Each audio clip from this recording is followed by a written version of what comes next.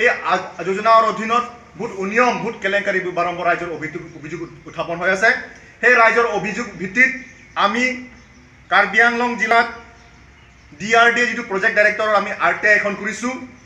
RTI কৰাৰ পিছত আমি তাৰ পৰা তথ্য পাইছোঁ যে আপোনাৰ 2017 আৰু 2020 যিটো ফাইনেন্সিয়েল ইয়াৰ, সেই যিটো ফাইনেন্সিয়েল ইয়াৰত 1191 ঘৰ এতিয়ালৈকে ইনকমপ্লিট হৈ আছে বুলি তেওঁলোকৰ যিটো কাগজে পত্ৰই তেওঁলোকৰ যিটো আমি যিটো RTI যিটো কৰিছোঁ এই RTI ৰিপৰ্টত এইটো উদঙাইছে। গতিকে আমি ক'ব বিচাৰিছোঁ যে ইয়াৰ পৰা যে প্ৰমাণ হৈছে যে এই যিটো বিভাগ যিটো মানে DRD যিটো বিভাগ, এই বিভাগটো সম্পূৰ্ণ ব্যৰ্থ হৈছে। তেওঁলোকে ৰাইজক সেৱা কৰিবৰ কাৰণে তেওঁলোক সম্পূৰ্ণ ব্যৰ্থ হৈছে। ইয়াত কি বুজায়? ইয়াত বুজাইছে যে তেওঁলোকৰ ব্যৰ্থতা।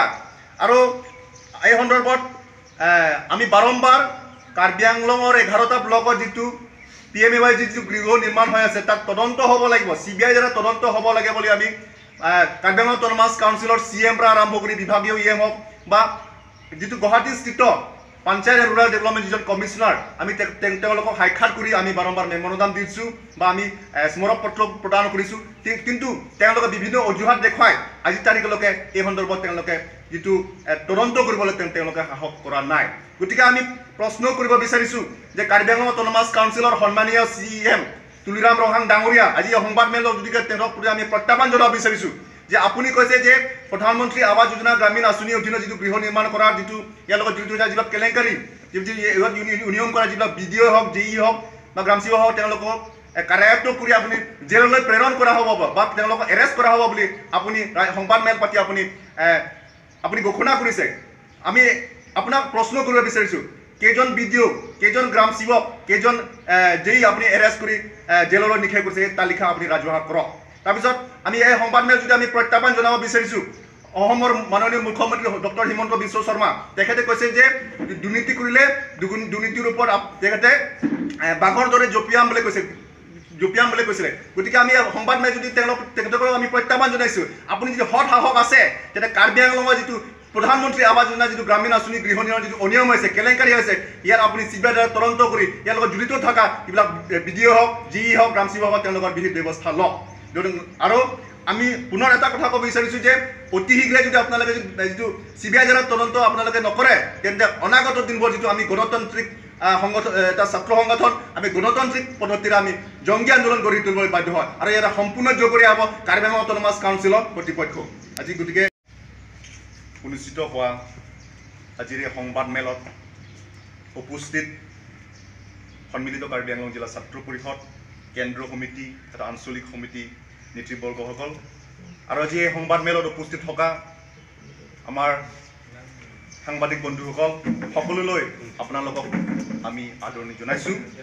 পোনপ্ৰথমে আমি চিনাকি কৰিবলৈ লৈছোঁ। মোৰ নাম বিভীষণ তেৰণ, মই সন্মিলিত কাৰ্বি আংলং জিলা ছাত্ৰ পৰিষদ কেন্দ্ৰীয় সমিতি সভাপতি। মোৰ ৰাইট ছাইডত আছে সন্মিলিত কাৰ্বি আংলং জিলা ছাত্ৰ পৰিষদ কেন্দ্ৰীয় সমিতিৰ সাধাৰণ সম্পাদক জিন্তু হাজৰিকা, কেন্দ্ৰীয় সমিতিৰ সদস্য ভাস্কৰ বৰুৱা আৰু আমাৰ অন্য বিষয়ববীয়াসকল।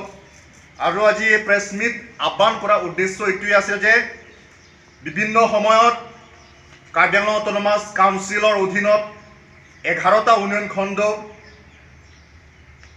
গ্ৰামাঞ্চলত বসবাস কৰা যিটো কেন্দ্ৰীয় চৰকাৰ দ্বাৰা আঁচনি ৰূপায়ণ কৰা এটা গৃহ নিৰ্মাণৰ যিটো এটা আঁচনি আছে প্ৰধানমন্ত্ৰী আৱাস যোজনা, সেই যোজনাৰ অধীনত বহুত অনিয়ম বহুত কেলেংকাৰী বাৰম্বাৰ ৰাইজৰ অভিযোগ উত্থাপন হৈ আছে। সেই ৰাইজৰ অভিযোগ ভিত্তিত আমি কাৰ্বি আংলং জিলাত DRD যিটো প্ৰজেক্ট ডাইৰেক্টৰৰ আমি RTI এখন কৰিছোঁ। RTI কৰাৰ পিছত আমি তাৰ পৰা তথ্য পাইছোঁ যে আপোনাৰ 2017 আৰু 2020 যিটো ফাইনেন্সিয়েল ইয়াৰ, সেই যিটো ফাইনেন্সিয়েল ইয়াৰত 1191 ঘৰ এতিয়ালৈকে ইনকমপ্লিট হৈ আছে বুলি তেওঁলোকৰ যিটো কাগজে পত্ৰই তেওঁলোকৰ যিটো আমি যিটো RTI যিটো কৰিছোঁ এই RTI ৰিপৰ্টত এইটো উদঙাইছে। গতিকে আমি ক'ব বিচাৰিছোঁ যে ইয়াৰ পৰা যে প্ৰমাণ হৈছে যে এই যিটো বিভাগ যিটো মানে DRD যিটো বিভাগ, এই বিভাগটো সম্পূৰ্ণ ব্যৰ্থ হৈছে। তেওঁলোকে ৰাইজক সেৱা কৰিবৰ কাৰণে তেওঁলোক সম্পূৰ্ণ ব্যৰ্থ হৈছে। ইয়াত কি বুজায়? ইয়াত বুজাইছে যে তেওঁলোকৰ ব্যৰ্থতা। আৰু এই সন্দৰ্ভত আমি বাৰম্বাৰ কাৰ্বি আংলঙৰ 11টা ব্লকৰ যিটো PMAY যিটো গৃহ নিৰ্মাণ হৈ আছে তাত তদন্ত হ'ব লাগিব, CBI দ্বাৰা তদন্ত হ'ব লাগে বুলি আমি কাৰ্বি আংলং অট'নমাছ কাউন্সিলৰ CM পৰা আৰম্ভ কৰি বিভাগীয় EM হওক বা যিটো গুৱাহাটীস্থিত পঞ্চায়ত এণ্ড ৰুৰাল ডেভেলপমেণ্ট যিজন কমিশ্যনাৰ আমি তেওঁলোকক সাক্ষাৎ কৰি আমি বাৰম্বাৰ মেমৰেণ্ডাম দিছোঁ বা আমি স্মাৰক পত্ৰ প্ৰদান কৰিছোঁ কিন্তু তেওঁলোকে বিভিন্ন অজুহাত দেখুৱাই আজিৰ তাৰিখলৈকে এই সন্দৰ্ভত তেওঁলোকে যিটো তদন্ত কৰিবলৈ তেওঁলোকে সাহস কৰা নাই গতিকে আমি প্ৰশ্ন কৰিব বিচাৰিছোঁ যে কাৰ্বি আংলং অট'নমাছ কাউন্সিলৰ সন্মানীয় CM তুলিৰাম ৰহাং ডাঙৰীয়া আজি সংবাদ মেলৰ গতিকে তেওঁক আমি প্ৰত্যাহ্বান জনাব বিচাৰিছোঁ যে আপুনি কৈছে যে প্ৰধানমন্ত্ৰী আৱাস যোজনা গ্ৰামীণ আঁচনিৰ অধীনত যিটো গৃহ নিৰ্মাণ কৰাৰ যিটো ইয়াৰ লগত জড়িত যিবিলাক কেলেংকাৰী নিয়ম কৰা যিবিলাক BDO হওক JE হওক বা গ্ৰাম সেৱক হওক তেওঁলোকক যোনবিলাক তেওঁলোকে টুপি পিন্ধৰ ৰাজনীতি কৰিছে যোনবিলাক ঠগুৱা ৰাজনীতি কৰিছে চবকা সাথ বুলি কৈ তেওঁলোকে টুপি পিন্ধাইছে সেইটোৰ পৰা দূৰত্ব থাকিব লাগে এই সংবাদ মাধ্যম